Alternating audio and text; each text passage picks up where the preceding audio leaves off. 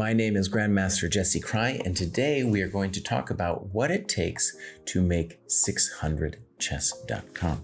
Now, if you are on Lichess, that represents about 1250, and in our dojo rating system, this is the second cohort of the 300 to 400. In a different video, I covered how to make 500 and the 0 to 300 cohort. Now, in my experience, there are three things. I've looked at thousands of games at this level. Three things which decide whether you're going to win a game or lose a game at this level. By far the most important is grip, or being able to see what pieces are hanging, what pieces are attacking which squares. Some people call that board vision. Now, I talked a bit about that in the first video, but as we'll see on a practical example, the players now are simply giving up far less pieces than they are at 500. So it's the increase in this skill that is leading to the biggest gains for this group of players. Also important is usage of time on the clock. Many players are simply moving too fast out of anxiety and experience, and that leads them to play poorer moves, and most importantly, hang their pieces.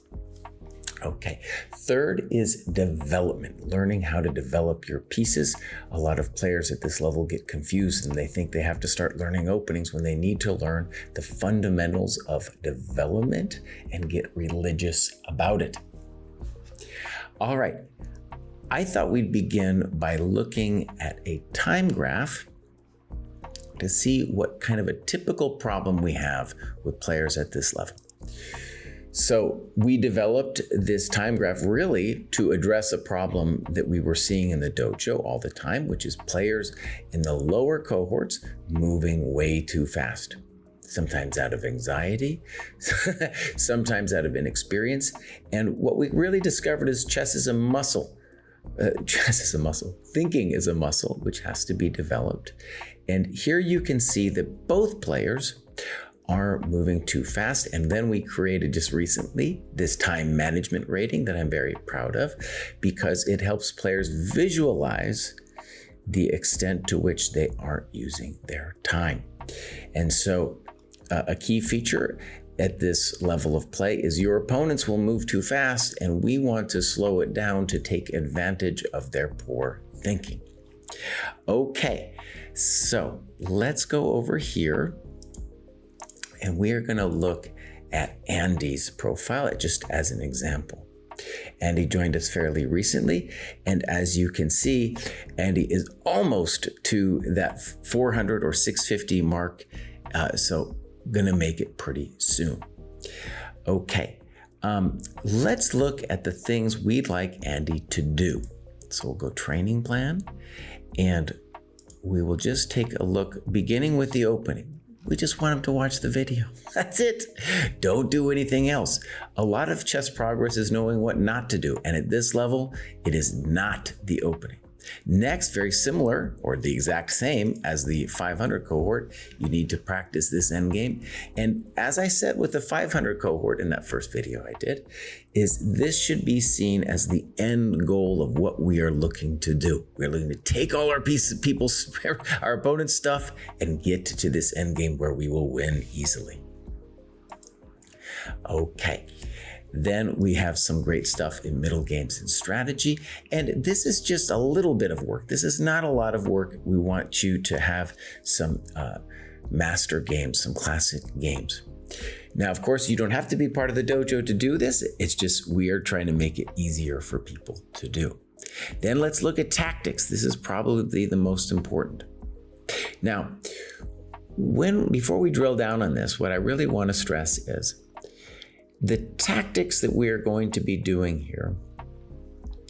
It's not so much that we want to learn fancy words like pins and skewers and really deep variations.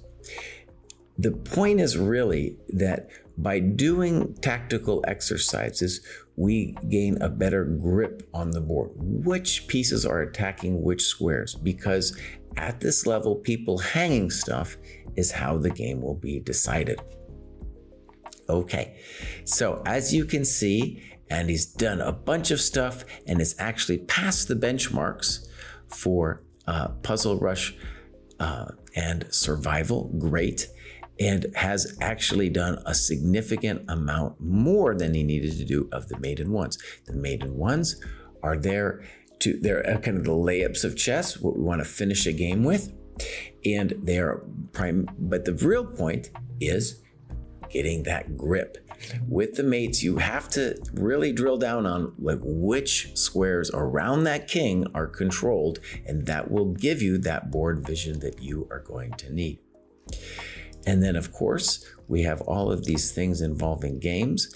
Games are probably, I think, once Andy plays a couple more and annotates them, I think, honestly, he's going to graduate because he's doing so well with tactics. And as we'll see, his game annotations are very good.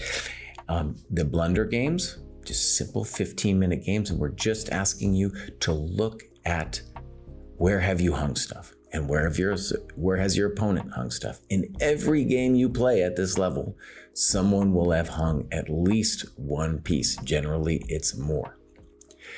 Okay, so that's the basics of what you need to do to hone those 3 skills. And now let's take a look at a game Scott played. And before we do that, we're going to say he got to this game, I believe, by playing in our round robin. So he has found the game through our round robin system. This is the 300 to 400 group. They play, they often analyze the game together. It's very competitive. They usually play at 30-0 at this level. The higher you get, the longer the minimum time control will be. And so a great opportunity to get longer games, which you need to get better. At longer games at your level and not against cheaters, because it's just not going to be a lot of cheaters here at the dojo. Okay, so let's get into it. Oh, first thing, actually, let me show this amazing time graph. This is showing that Andy, who is playing black, is doing great with time. Absolutely fantastic. One thing we should say about this time management rating is as the time control gets longer, as you get better, the time control will get longer, and then it will become a little harder to get this kind of rating. Okay, but right now, Andy and his opponent are doing great, and they have kind of teamed up. They play a bunch of training games together, and this is just one of them. All right, let's get into the game.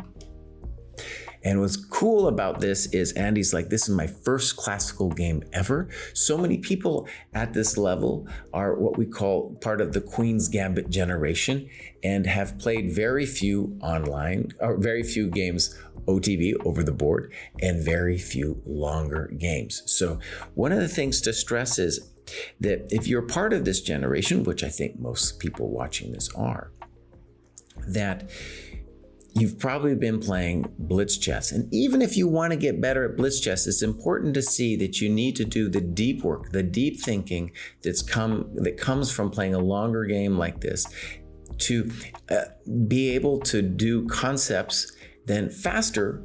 You'll be able to access those concepts faster and tactics faster when you go then to a faster time control. Okay, so this is his standard response. What I love is he's not learning openings. He's just doing things he's seen before and developing. He criticizes D6, but I think it's fine. As long as you're following the principles, you should be fine. And I'm actually making a mistake. D6 is a mistake. It should be fine. His opponent doesn't notice it. Knight G5 actually would be a little bit unpleasant here. So here we'd actually like Bishop E7, but in principle, there's nothing wrong with D6. All right, D4 takes. I think that's okay. Knight takes, and now a minor inaccuracy, knight takes. But at this level, it's not that important. Let's talk about why it's inaccurate. Because since we can't really effectively hit the queen's kind of developed on D4. So when we take on D4, we're giving white a developing move. I wish to stress, however, that is not where this game is going to be decided. Fine, we're just developing, right? Castles H6, okay. castles, beautiful. I want to say both players are playing fairly well and both sides are developing, which is very important at this level. I like white's next move, good. Mostly okay. H3, a little weird, right? But okay. And C5. This is a minor mistake because now we have what's called a hole.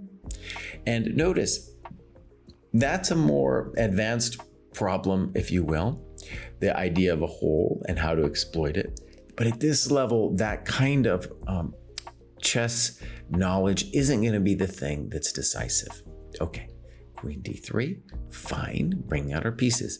And now white makes a mistake with knight d5. And this is a very typical kind of problem where every player will experience this, where you have a bishop here, and the ability to create drama with knight takes d5, and now if bishop e7, knight e7, and we've won a piece. I think everybody has lost a piece like that at some point in their career, and so white probably didn't see that coming and simply played knight d5 on principle. Notice 7 seconds were spent on that move, not enough. Okay, so knight d5. White's still okay, and part of that has to do with white's position just being better. A lot of times when a tactical showdown happens, if your position is better, you'll be able to wiggle out of it.